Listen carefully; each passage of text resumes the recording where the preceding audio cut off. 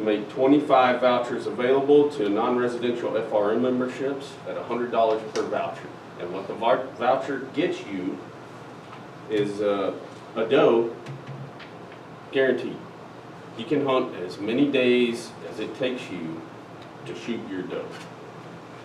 Once you buy that voucher, it's good until you get one for your freezer. We also made available 25 vouchers for non-members. That's no ownership, no FRM, no nothing, just outside hunters that want to come help us out. That's a $200 voucher that entitles them to a doe. However many hunts it takes them, they get to take home a doe. And that's whitetail or axis, whichever they decide on. I have, this is not written in the hunting program because it's not, part of the packet that a hunter needs, but we have also agreed on the 10 vouchers for charitable donation from the fort to, say, the Hunters Roundup, the Kinney County 4-H, Jamboree, things like that, just to kind of get our name out there outside of what we already do and to help, these kids out. So that's what we agreed on in the committee, and that's what, whitetail deer shot or killed that's less than 3.5 years old will get a $300 penalty at Matt's discretion. So if you shoot one that is a buck that you think might be in the low end, if Matt decides no, this deer, you should have known, this is obvious, then Matt can give them a penalty for $300. And these are non-negotiable. These will be paid, or you will not participate in the program on the fourth anymore. That's the pricing fee that we agreed on, and that's what Matt wrote up. There's been some discussion among a couple of board members on, well, we raised the prices to increase the revenue, so if we lower them that far, there's some concern that it will be hard for us to go back up once we start getting the numbers where we want them and turn it into a legitimate trophy hunting program. I personally don't see that to be an issue. It's our property. We can charge whatever we want. If we can ever get these numbers down where there's enough range food available that these deer start actually meeting their genetic potential, people will be willing to come and write a substantial check to shoot big deer. I mean, there's ranches around here that charge people $5,000, $6,000, $7,000, $8,000 to shoot a good whitetail deer. We have that potential here, but we have too many deer here. There's not enough food for them to get enough to grow that big. So this proposal, I think, is a happy medium for that. It's low enough that we'll be able to get more participation, and once we get those numbers in here, then we'll have a higher pool that'll be willing to stay later as we start to ramp up our pricing on them. As we start getting the numbers down, when we start ramping up on the pricing, and we can meet in the middle. There's this magic number. The last 2 years previous to this one, I think 3 years ago it was 102,000, and last year it was 108 or 9,000 generated on the hunting and trapping program. This year we're going to come in somewhere just over 92,000 and change. Yeah. So it's. Matt, can you talk in the microphone? Yes, ma'am. It's staying up there in that ballpark. Closer? Close. Or pick it up and hold it up. You have a soft voice. All right, let me just say this. The hunting program in the past, the price has always been fluctuating. So for a person to say that you can't go down and come back up, that's not true. You can. You can set the price whatever you want. You are the property owner. For the ones allowed to set the price, there's nothing saying that you can't. You can put your price on any deer you want. It doesn't make a difference. When we went into this meeting, we basically set the criteria was set, the pricing, everything was set. And when it came down to do it, then I got an email from another director saying that, just like Justin said, that the price it was going to go too low. So I came back in there, and what a suggestion from me was I raised stuff up a little bit and gave y'all an alternative. Now, that's up to y'all, whatever y'all want to do. But from what I'm seeing here on what we've learned in the past about pricing and how much we're charging, last year's pricing for public was getting too pricey for them. The feedback that I was getting was it's too much money and they weren't going to willing to come and hunt. It just wasn't there. So my suggestion is this: when it was $100 to $150, that was reasonable for those hunters, and they'll come and they'll hunt multiple times. So if you set it between 100 and 150, that should be fine. They'll come, you'll get your hunters. But one of the things that we were lacking last year was basically marketing. Like, people, we're going to do this, we're going to help you, and that never happened. So I had a little bit here, a little bit there. You have to be consistent with that. The marketing to the public is what makes you the money, not what you're doing for an FRM or for a resident member. You don't have enough of those people that are hunting that's going to make a difference. So when I raise the price from $50 up to $100, now you got to remember the person's hunting here for 5 months. So if you divide that out, it's $20 a month. So I would say that's more than reasonable. I'd say that Dustin's price is reasonable also. So that's a determination you have to make. Leave the voucher system for the FRM and deal with that, just that. Don't separate it between the two. I don't think you need to do that for the public. I don't think you need to do that. If you lower the price, that should take care of it. But either way, I think that you're going to come in, as long as we do the marketing like we should, and stick with it. And deal with the public, that's where your money comes from. So that's where we need to go. Yeah, and I agree with Matt wholeheartedly in that. I will say that I participate heavily in the local programs and hunting community. You know, I work with several of the ranches in Kinney County with their hunting programs. I talk to a lot of people every year at the Hunters Roundup, and the big issue is historically on the fort, we don't start buying corn until September. We start filling the feeders, we get the deer going out to the rifle blinds in the back.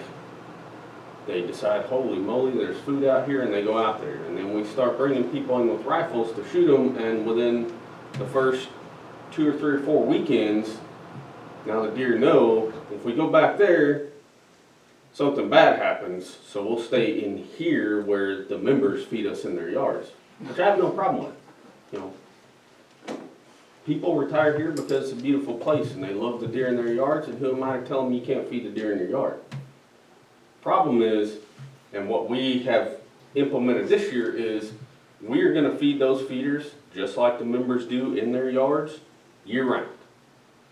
All year there's going to be corn out there, and those deer will get habituated to making their rounds, and they're going to come to your yard and eat your corn, and your yard and eat your corn, and then they're going to go to that one and they're going to eat that corn. So the problem was, within the first month of hunting seasons prior, the number of deer that people saw back in the back dwindled. So now they are used to, for I want to say about 15 years, we were charging $50 a day to everybody. Well, they didn't care. $50, they'd come sit there, and if they didn't see a deer, who cares? But when it's $200 they have to pay, they might come once or twice, but after that, once the deer learn not to go back there, they weren't willing to come back anymore. So when I'd go to the Hunters Roundup and talk to these people, I hunted there for years, but they made it so expensive, it's not worth it when I know after, November, after Thanksgiving, I'm not going to see that many deer. I might go sit 2 times before I shoot deer, or 3. It just wasn't worth it financially. So we're gonna implement a year-round feed program where that makes that part of the deer's regular feed stop. So we will alleviate a bunch of this. So my proposal is we stick with the pricing structure that's been typed up in this program for this year. Once the hunters see that they see deer when they go out there, they may not decide to shoot them, but at least they're seeing them. They know there's opportunity. If we decide to later, that makes it a lot easier to incrementally start bumping these prices, because then they know, hey, if I pay this, my good hard-earned money to go out there, at least I'm not looking at corn on the ground. You know, there's gonna be something that shows up there to eat it. So it's just little incremental changes we're trying to make the hunting program sustainably beneficial, both as a income generating thing and to help us reduce the number of deer on this range. And I'm also gonna add this, if we reduce this price, you're definitely gonna have to keep trapping in it. Because that's a big portion of your revenue. Yes. That's coming is the trapping program now. Whether or not we agree on the price that they're giving us, or we go into a deal where we're doing the trapping ourselves. Now remember, when you take money from a trapper, you're basically taking half of what you would do if you were doing it yourself. Right, absolutely. So that program needs to stay in it. If everything happens with a reduction of price, you're still gonna have to do the trapping, no matter what. And it may be a deal where you wanna do it all year round. Yes, definitely. Because to offset it. You're not gonna catch every deer just like now. It's come and go. It's hit and miss. Deer are gonna go into a trap or they're not, depending on what they're gonna do and stuff like that. But that is residual income to you, no matter what. Right, and I will be more than happy to get with Matt and Phillip and help design and build the panels. If we own our trapping, the way the trapping program works is a trapper comes to us, we give him rights to come trap. So he's trapping these deer, well, he has to go and be able to sell them to a rancher who has to be able to turn around again and sell them to a hunter. So we basically are selling our deer wholesale to him. And then the rancher sells them retail to whoever's willing to come shoot them. If we own our own traps, there's no middleman there. So we can sell directly to these ranchers at the pricing that the trapper is currently getting. So we're basically selling them retail at that point. And we can buy the materials and build these panels relatively inexpensively. Our major cost will be in the trailer that we'll have to buy and outfit to haul them, because it has to be a blacked out trailer, so they can't see, so they don't get all uppity in there and hurt one another. And we're making more than enough money on the hunting program to, incrementally buy these materials and make this happen in the future. Just 2 traps, isn't there right now? Just, There's one that's inactive and one that is. Okay. And the other thing I want to say is this, with Mr. Peterson coming on board, and with his experience, I want to be interacting with him, so that, I don't know, y'all are going to set the prices now. yes. But no matter what, we're going to have to go through this and see what we're going to have to do to adjust it when we come back to the next meeting next year. So it may be that we're going to, the prices are going to change, no matter what, the prices are going to change. Right. After this meeting, Something's going to adjust and something's going to happen between now and next year. But we're going to have to closely watch it and see actually how we're going to go with it from that point forward. Well, we're working about pricing right now, and I'm happy to hear you're going to be feeding the deer dessert all year round. Because basically, I had the fish and game guy that was here several years ago calls corn arm candy.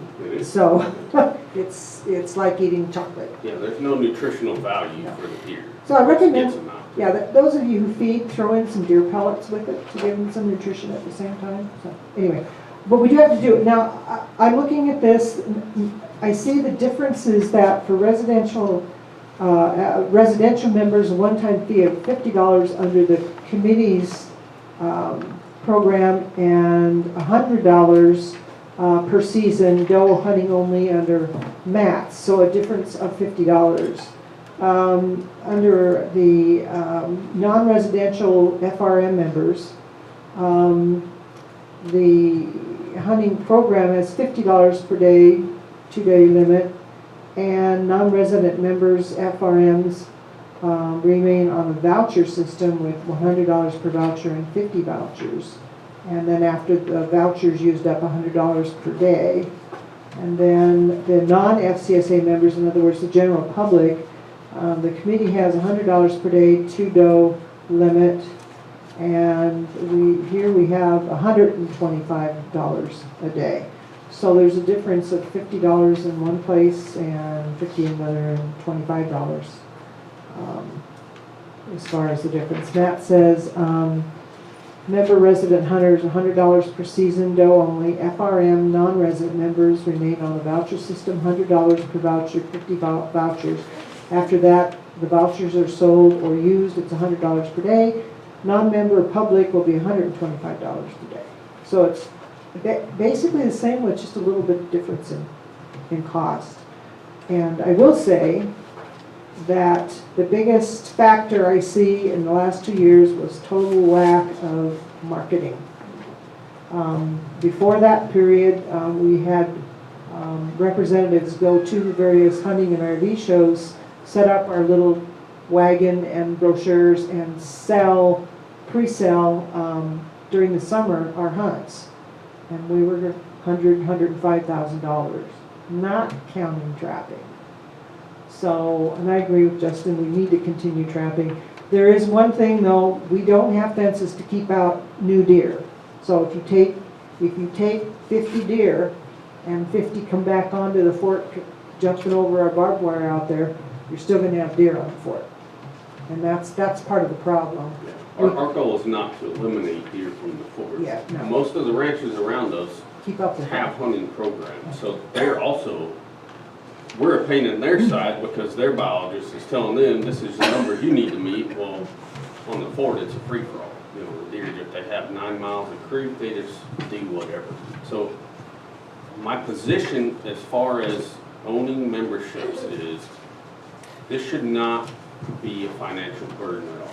I want the rates low enough where we're covering the cost of whatever feed the fort buys and whatever materials we buy to build the blinds, fuel Matt's trucks to get people back and forth. I don't want the membership coming out of their pocket to pay for something that they own. The state, as taxpayers, we all own the whitetail. The exotic deer, we own them just like the ranchers own cattle and sheep around here. They belong to us, as long as they're on our property. So membership should not have to be burdened with the cost of this. $50 is more than enough. We have enough owner members to offset those costs at $50 per year. Okay. Do you have any other comments?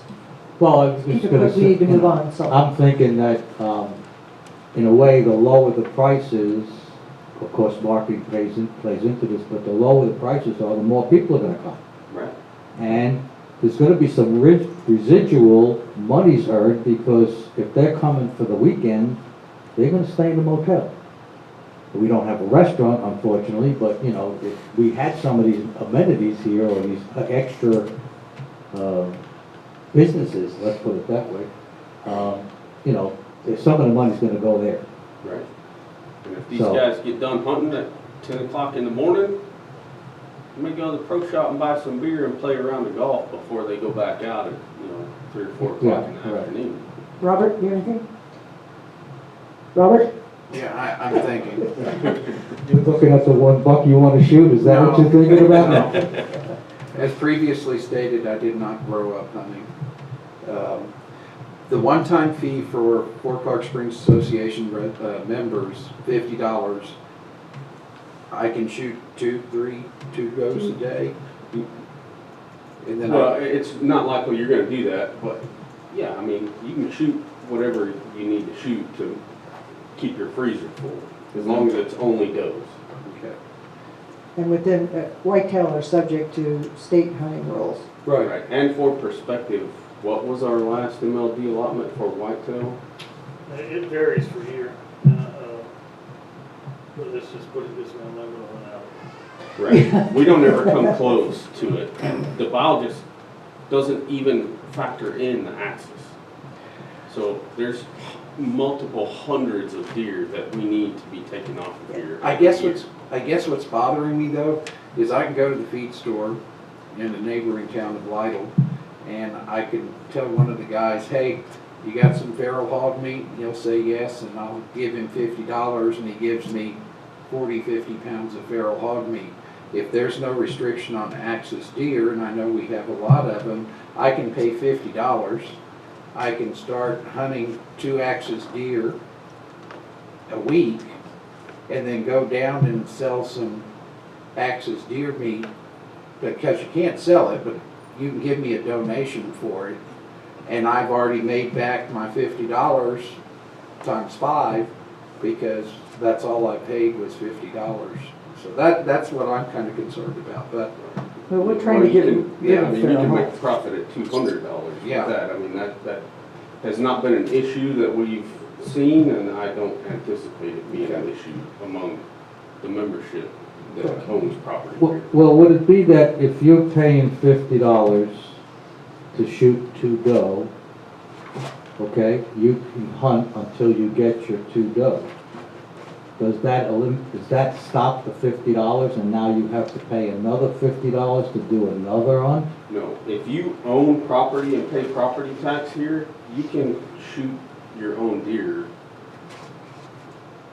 theoretically until you can't shoot anymore, but let's be in the realm of reality, people are gonna shoot what they can eat or what maybe their, parents wanna eat, like, it's not.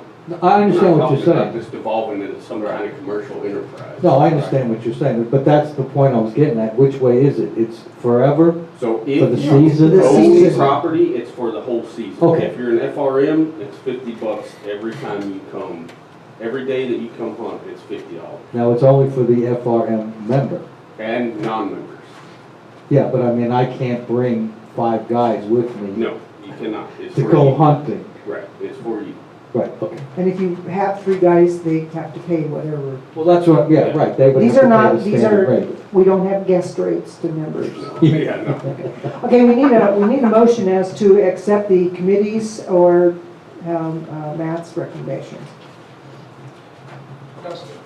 I will move to accept the proposal as it's typed up in the hunting rules and regulations that Matt typed, with the caveat that I move to accept Matt's recommendation to eliminate non-member vouchers, which means FRMs keep their vouchers, the general public, we don't have vouchers, and transfer those 25 vouchers to our charitable donations.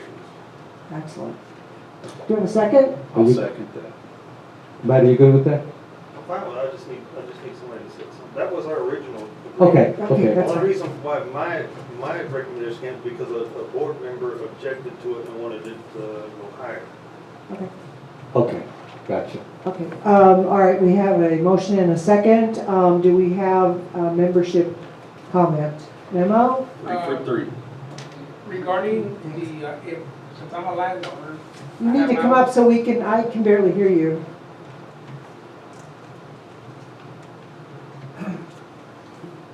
Thank you. We almost mind member of the setting. If, for example, I want to take my daughter out hunting, is it still $50 or I want to pay $50 for her too? She live in your house? Yes. Yeah, no, you can take it. Or my It's son? on your whoever. membership, Okay. right, yeah. So that would apply to everybody. As long It's as a member, they're lot owner. in your household. home as part of your membership, yes. Okay, thank you. Now, I want to say this because me and Sandy went over this. If you as a residential member, you go and you try to bring your cousin or somebody out of your household, they're going to pay a non-member price. Perfect. My household. Yes. Anybody in my household can come Yes. with me. Yes. We go out together. It's $50. Yes. Member means member. If it's in your household and you're dependent, it is a member. Second, Yeah. yep, we need to hear you. Actually, Facebook needs to hear you. Even if we can, they might not be able to. Just a couple of questions on the land management program, because I hunted for 100 years on land management program. You do protein feeding all the time, year round? We do not currently do protein feeding because currently our numbers are so high that the overall population won't, it'll cost us more than it's worth. We have so many mouths, enough protein won't get to our target animals. Once it reduces, Yes, ma'am. then you will start, okay. Absolutely. Second question, on the killing of the bucks and the 3.5 year age, 3.5 or over, once you kill a buck, does someone have to be called to come age that deer? You know, once you kill any deer, The the doe whole or the buck? program has to be notified. So they have to yes. be notified and Absolutely. they come and age to keep a record of Yes, ma'am. everything? Okay.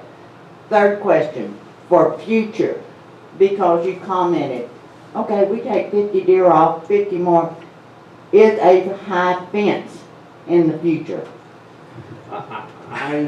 That's a discussion that we have.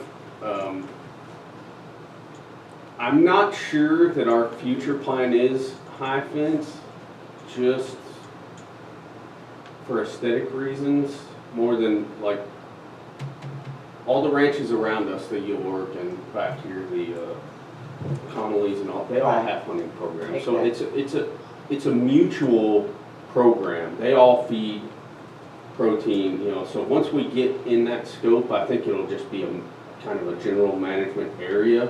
So I'm not sure the cost of high fence is warranted, but we do in the future want to replace all of our perimeter fencing, low fence, of course, around the 3 sides, and on Right. the highway, we would have some sort of, you know, elevated fence to try to keep our deer off Highway 90. Okay, one more question Well, for first for of all, our You've got future. 45 Right. seconds. Yeah. Am I, okay. 3.5 year old, one of the criteria. Future, because I didn't hear you mention for right now. Boone and Crockett scoring for future pricing charges for a Boone and Crockett deer. Yes, Will ma'am. there be a fee set? Yes, well, once we get several years down the road, of course, once Yes. we get to that arena, we'll get MAP certified as a Boone and Crockett scorer, and, you know, whatever volunteers we wanted, and we will set a structure then for that. Yes, ma'am. You bet. Just brief comment, another reason we don't have fencing out there is that we have to have it surveyed, and it's extremely expensive. Talk about like $500,000, so. Okay. 3 minutes, right? Right. Okay, very quickly. My husband and I, obviously, people don't know me, but Wally and Kathy, Kathleen Warren, okay, we have not bought beef since 1982. Right? We buy the other stuff. Anyhow, I'm gonna go on it. Anyhow, as Matt knows, when we first came down here, right, my husband shot 20 deer in one season. 5 turkeys and a hog. He's a really good shot. We gave all the meat away because people are old, they're crippled, they don't have time, and we were trying to work on it. The gun club used to run it years ago, okay, and have all the records on that. I dealt with Monica White when she was on the board. I dealt with the game warden also. I have all my old records, and I was going to give it to Mark, but things have happened. I like the idea of getting the price down because we want to put meat in our freezer. I don't care about anything hanging on the wall, okay? It was really costly. Matt knows that I would go with the dish pan, and we saved the heart, we saved the liver, we saved the ribs, we saved everything. I've never seen such a wanton waste of meat, right? Because there's so much deer down here, they just take the hindquarters and maybe the front shoulders and everything. I got 2 minutes left. We save everything. Every deer that we have shot, I weigh. I have basically never got more than 40 pounds of meat off of a doe. When you faction how much we used to pay, that was really expensive deer. if you get it down like that and everything, trust me, Wally and I are gonna really make a dent. And there's too many deer on the field. When we first came down there was anthrax, very close. So anyhow, I appreciate what you're doing. Make it affordable for the members and let the other guys come and pay. Yes, ma'am. Okay? I agree with you. Thank you. Okay, that's number 3, isn't it? That Yes. is number Okay, all right, we have a first and second to, would you please? Yes, I move to adopt Mr. Bland's hunting rules and guidelines as typed with the amendment that we eliminate the non-member vouchers and convert those 25 vouchers into our charitable donation program. Okay, and it was seconded. All those in favor? Passes unanimously, less one vote for absentee. Thank y'all. Thank you, Matt. Thanks, you, Matt. Okay, the next item, good, we're done with hunting pricing. Spread the word. We're open for booking for this hunting season. And we're already getting questions. Comment on marketing, like I said, we used to attend all the shows in San Antonio with our people, and we need to start getting back into that kind of marketing. He's gonna be a champion for that, and I think next year especially, we're gonna see the difference. Okay, one more and then we'll take a little break. The next one is line dancing at the teen center. This lady is the one that wanted to do water aerobics. And that program was interrupted by problems with the spring until we were able to get the water in there. Because her program is interrupted, she now would like to do line dancing, low impact exercise for all ages, male, female, or in between. And she would like to do it at the teen center. She encourages this for balance and coordination, increased energy levels, stress reducer, we all need that. Social activity with social distancing. She believes it'll be a service to the members. The cost, she wants to charge $5 per class and will use to help defray the cost of insurance and her continuing education program. It does not require certification. 2 days a week, preferably Tuesdays and Thursdays, starting in October. But her question is whether or not that we will be charging a fee to use the teen center. In the past, when people have wanted to use the teen center for classes, we have required them to pay a fee. And off the top of my head, I can't remember what that fee is.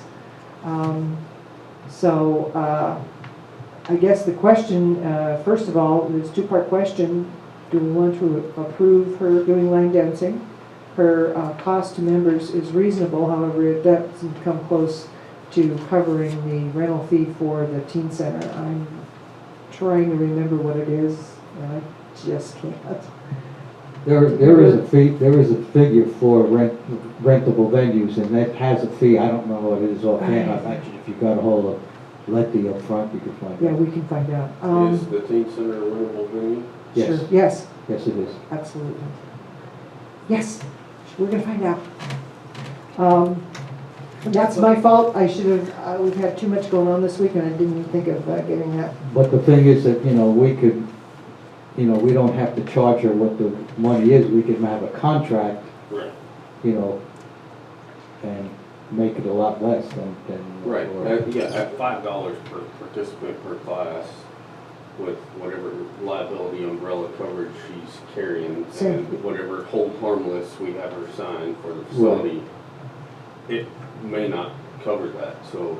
Yeah, well, the point being is that the only thing that I would think is that, cost-wise to the fort, you have water, sewer, electricity. So, that may be something where you say, okay, you pay the utilities and that's it. Right. So Sewer's that's what we a have to fixed find cost, out. whether it gets used or not. Like, that's a, Now, Yeah. does the Robert. teen center air conditioning stay on when the building is not rented or occupied? No, It does not stay on at 80 degrees or something just to keep? No. We should implement that because that affects, of course, the teen center is a relatively new construction compared to some of our other buildings, but I think we should discuss implementing that in the future just for humidity control, because it affects a lot of this old wood in these buildings. Yeah, if you turn it on when she gets there, by the time she gets done, it's not even gonna cool it We down. would have to turn on that day. The problem in the past now, part of the problem is this is basically nonprofit to her. She's covering minimal expenses at $5 a person. Problems in the past we've had for some of the classes is they were charging a lot more money per person, like, $40 for the month or something like that. So, we were charging them as a business. She appears to be doing this mostly as a service to our members, providing them with some sort of outlet. But we have to be fair to all our members who want to use our facilities. This person is not a member, but I don't think, do we have Mackenzie Street here? Is she? Yes. She's a Yes, member. I am a member. Thank you. She's sitting right here. Oh, She's sitting right there. oh, yeah, it's you. Yeah. I'm sorry. I Corner didn't house? know that. Okay, Corner this house? Yes, Corner may house. I Okay, give all a right. presentation? This is the person. Okay, the teen center, and no wonder she's here.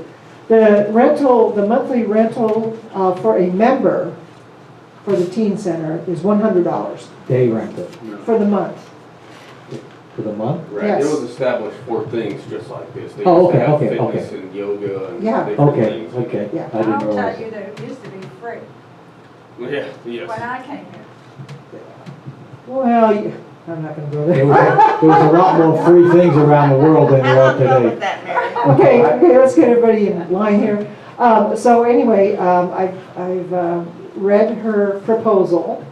Again, it replaces your aerobics, water aerobics. Yes, You got kind of caught in a bad situation. it would, because by then it's getting cooler. The water aerobics class is still going on. Anybody that's interested, please. I have 5 or 6 regular, Okay. and sometimes it's 5 days a week, depending on the pool, how clean it is, and yada. And then when it is drained and cleaned, those 2 days are off. But yes, this will replace some activity for anybody on the fort who's not swimming when the weather gets cooler. It could also be used for the parents who are homeschooling, or the students are virtual instead of going to the classroom. It could be used as a form of physical activity for these students. Again, I'm just charging per class. I have taught dancing before, tap, jazz, ballet, where it was a monthly fee. And a child has to miss, a person has to miss. And they feel like they're paying for something they're not getting. So this is why I charge per class. They're only paying when they come. Thanks. Well, thank you for clearing that up, and thanks. Julie, thanks for running and getting that for me. Okay, so I guess there are 2 things. I'm in next. Okay. There are 2 things, whether to allow it and whether to charge the $100 monthly fee. Robert? I like the fact that it's kind of a member service activity. If we did $5 a class, which takes 1 attendees, $5 times 8 days in the month, that's $40. It pays the RGEC electric availability fee. So, I mean, we're already paying that anyway. Yeah, regardless. No one's in. I mean, if you go $10, you're taking 2 of her attendees, and that's $80, but that's more than what we're probably gonna use in electricity in 8 hours. So to me, that sounds too high. Right, I agree. She is doing this, according to what I understand from her proposal, as a member benefit. I don't see that the fort should make a profit off of this, so, yeah, I mean, we should come to some agreement where it doesn't cost her a lot of money, we're not profiting from it, you know. Right, well, that's the point, Someone's that's profiting. whatever the cost of electricity is, that's what she pays, period. You know, instead of having to say, you're gonna pay $100 a month, and the electric bill and the water bill is 50, we're making money. Right. But that's not what you're saying, is that if it cost us 50, that's what she should pay, so that we break even, therefore no cost. But if there's other events, if it's rented out for other events, then the electric for the month goes higher. That's why I was looking at Right. a set rate, Set, $5 a day or $10 a day, but. Yeah, no, I'm fine with that. If she's willing to pay the fort $5 per class, Yeah, that's true. Mr. Peterson just asked me a day or hours, but it's really by the hour because your class is an hour, right? Exactly. yeah. So if you use 8 hours for the month, it would be $40. Right, And- so if she pays $5 per class to the fort, that should cover it. Right. Also, if Scores. there was enough response that it had to be broken into 2 classes to keep your social distancing for the time that we've all become accustomed to, again, it would be, if I had 2 classes on Tuesday, 2 classes on Thursday, then the fort would be paid per class, Right. So then it would, so basically $5 a class. yes. Right. And that's still gonna pay the electric availability charge, which we're already paying. Yeah, it's, Set a precedent. Say that again, please? Don't set a precedent for anybody else to do something like that. Benefit y'all. Right.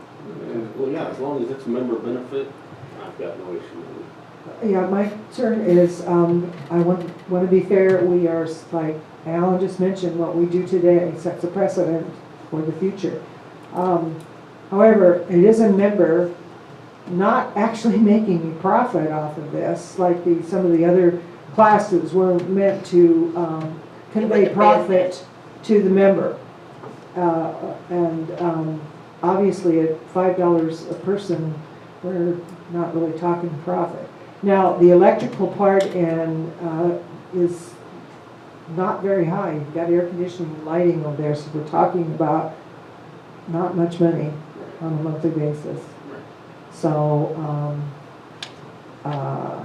we could do some research into that, but I think that's probably not gonna really be beneficial.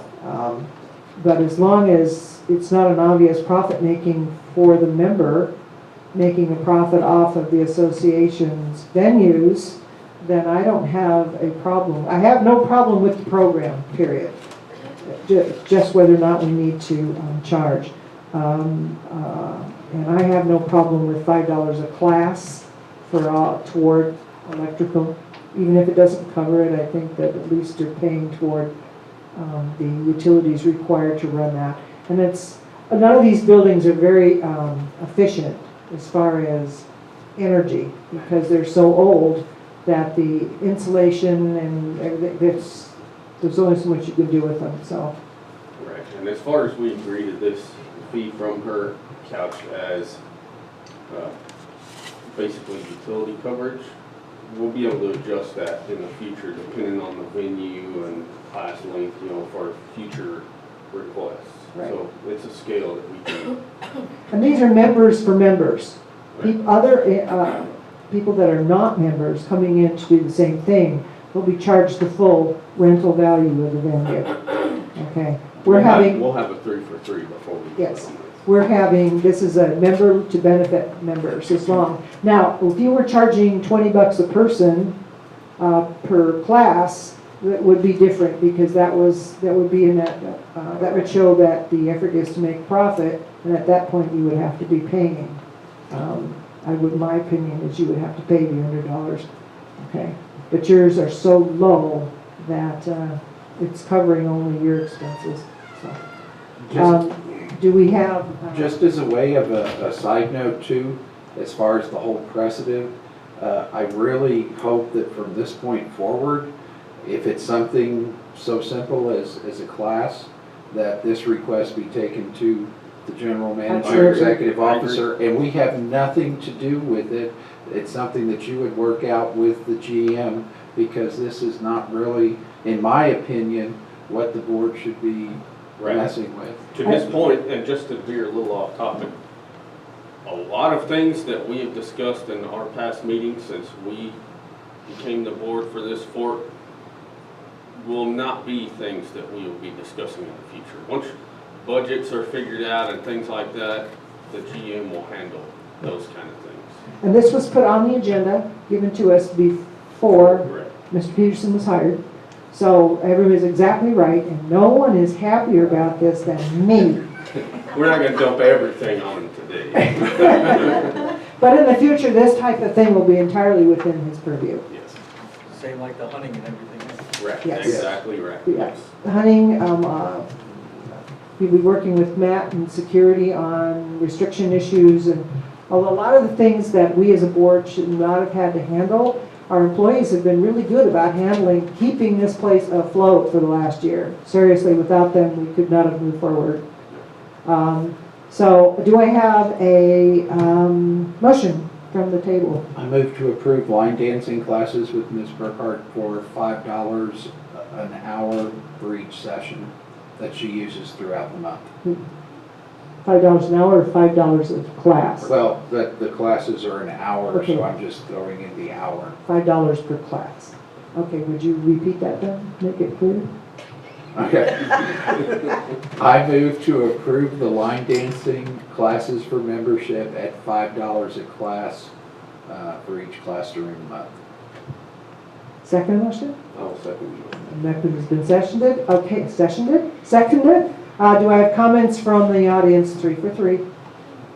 Judy, The only suggestion I would make, talking to the, talking to them. Okay, well, I didn't bring my mask. You want a step stool? You're good. That you do this on a 6-month trial basis. Yes, he's going to be handling it, but do that for 6 months, find out what your real costs are, and then you course. can revisit, or he can you revisit. know, He can. yeah.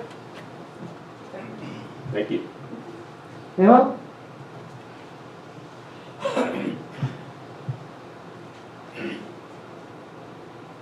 Just for clarification purposes, is this just for the members, or someone from Brackenville can participate?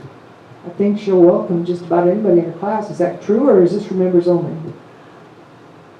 That would be up to now the general manager, but I have this originally as members only, as a service to our community.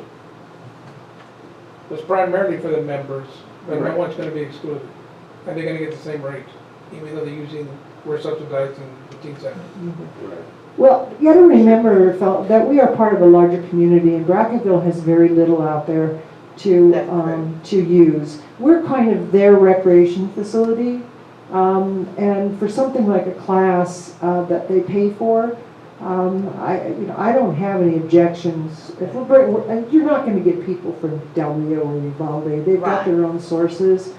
But, we are a part of this community, and I would say that if someone from Brackenville wants to come to your class, I would have no problem with So that. realistically, I think the pricing structure that we've come up with will cover the association costs for the utilities for while she's utilizing the space. So, if a few members from the community add, $10 to the class, I don't think I think it's a great idea.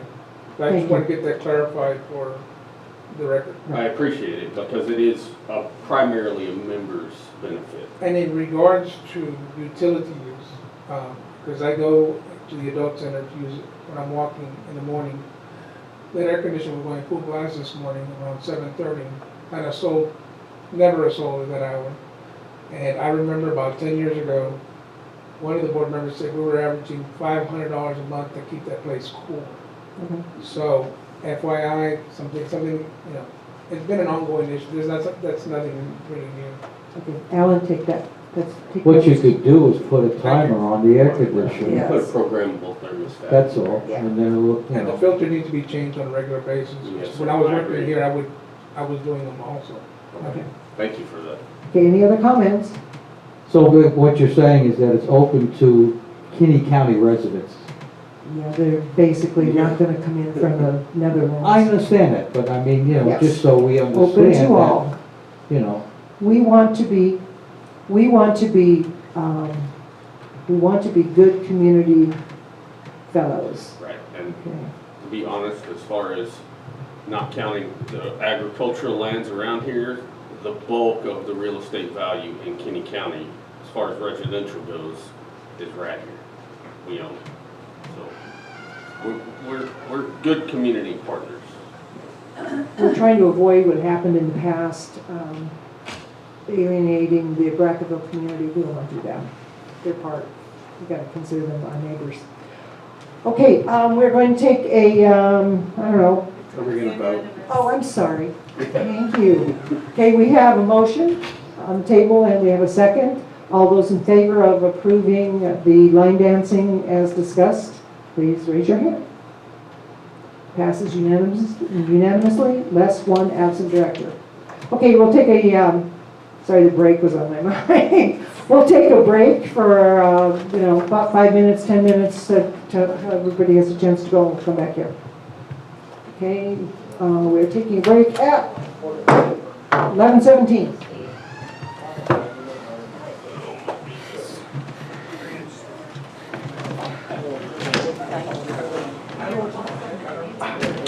Maybe I'll Take money and only pray if I find it. Okay, maybe we're going to September. When do I have to have it? Good morning before you want to start. Okay. Okay? Just make sure I get it. Right. Thank you again, Thank Julie. you. Bye-bye.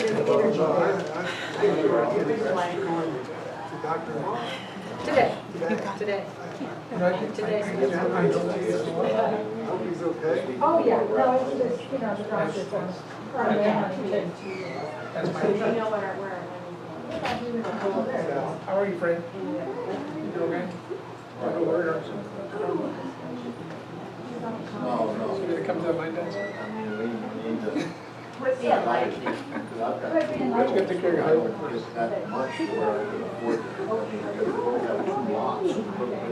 Right, Right now, it's giving me that. Well, and you know, Thanks for what, explaining. Yes, we're 3 really years good. ago, $2 membership. I'm paying 127, 120, what is it, 127? One of them, I got a question. 40 something, so I'm paying like But it 127. wasn't eight, when I'm living with that, when I'm paying for that. Now we got it. That's $381. Yes, and you know, they raised it 2 years ago, all we've seen is that gone. You raised it, we haven't seen anything. Not even a maintain. I don't think we make up money here by getting volunteers to do some work. No, I did not. Well, I've been reluctant to volunteer just because of some of the people I have to be working with. To be honest, and I like everybody.